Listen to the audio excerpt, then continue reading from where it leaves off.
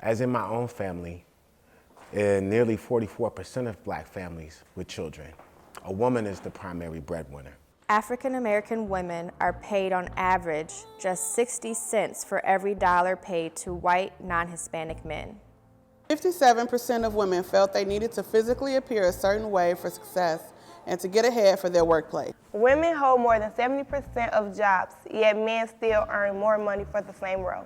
2014, African American women had the higher unemployment rate at 10.5% compared to white women at 5.2%. The report notes that 26% of black women feel their talents aren't recognized by their superiors, compared to 17% of white women.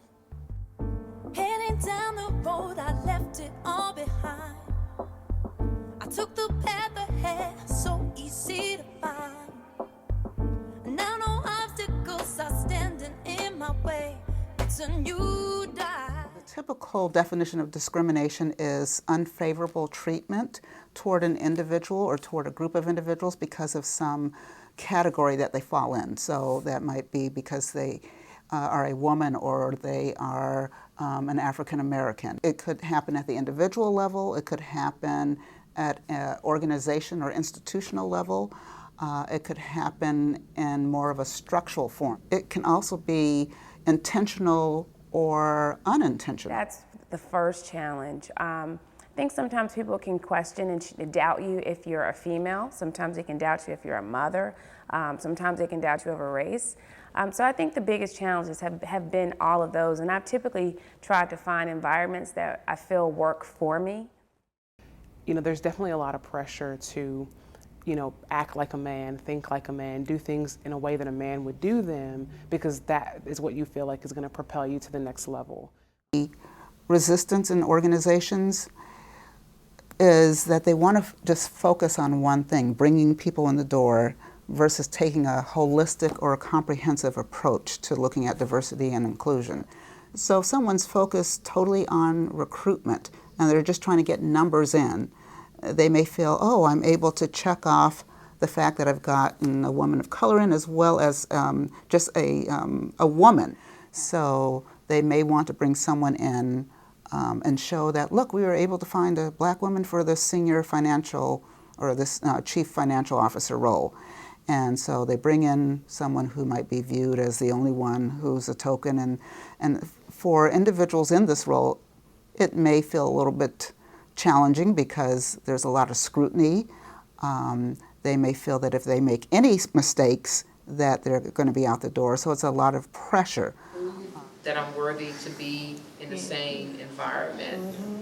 But at the same time, you have to also define, I'm here for a reason. I'm here to make sure that this story gets told the right way, in the language in which we should be represented. The biggest challenges that I faced when I was working at a TV station full-time was sexual discrimination, gender discrimination, and I didn't realize what was happening until I was already in it. And that was very difficult because I saw men get promoted when I had been there longer than they had. Or I saw men, there was one particular man who was a part of my staff. I managed him and other people, and he got paid more than I did. And I also saw young white women get promoted over me when I had been there for 5 years and they'd been there for 3 months. I've seen where two people, one man, one woman, were very competitive in the same way, had the same skill set, but the man was promoted.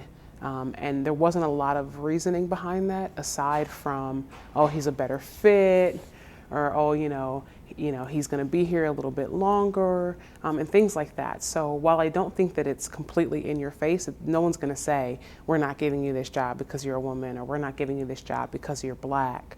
You know, I think there are more subtle tendencies that are involved in our culture and just trying to hire in one direction or the other. Sometimes the kind of racism that I've faced, people don't always feel like it's a racist thing. For example, when I'm in class, and I give my syllabus out to my students. I have a PhD, so my students either call me Professor Pope or Dr. Pope.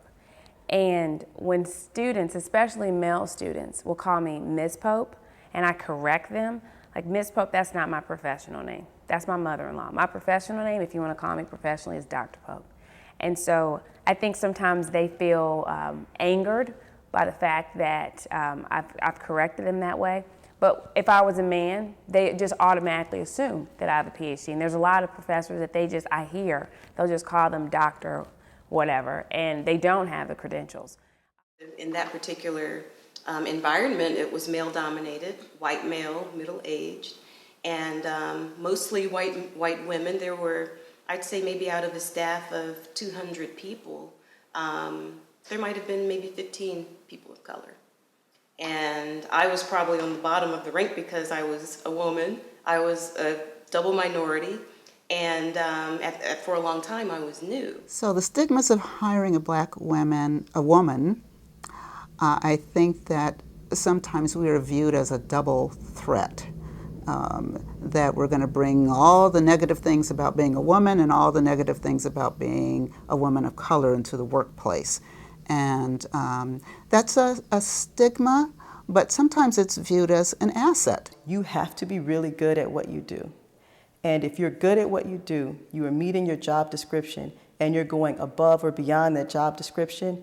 And then at that point, if you feel like, hey, why did that man get promoted over me when clearly his performance evaluations are lower than mine, or I know that he doesn't work as hard as I do, when you really see that there's some issue there, that's when you have to have that conversation with the organization leadership. I wouldn't automatically jump to discrimination unless I'm 100% certain that everything I've done in my job is up to par. Like I'm really doing what I'm expected to do, and I've taken time to better my performance, and I've sought feedback on my performance so that I know that I'm actually doing the job. I know a lot of women are in really tough situations and they just put up with it because they feel they don't have another choice. So if you feel like you're going through something that's really unfair, start taking notes. Save emails, save text messages, know your policies, know your rules. Play within those rules, right? Don't break the rules on your end. And if somebody sexually or physically, you feel like they're making you uncomfortable and things like that, talk to it and report it.